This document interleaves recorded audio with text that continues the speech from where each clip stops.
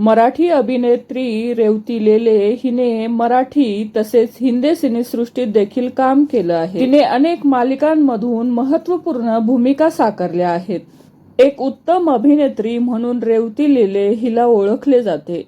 रेवती लेले ही लवकरच लग्नबंधनात अडकणार आहे। नुकताच तिच्या घरी ग्रहमक पूजा पार पडली आहे। रेवतीचा हळदी समारंभ देखील लवकरच पार पडणार आहे। अभिनेता आदिश वैद्य सोबत तिचं ब्रेकअप झालं आणि त्यानंतर ती पुन्हा एकदा प्रेमात पडली, पण तिच्या होणाऱ्या नवऱ्याचा चेहरा तिने अजूनही रिव्हील केला नव्हता। पण आता ती कुणाशी लग्न करणार आहे ही माहिती समोर आली आहे। रेवतीच्या होणाऱ्या नवऱ्याचे नाव कौशिक भिडे असं आहे। कौशिक भिडे हा डिझायनर आहे।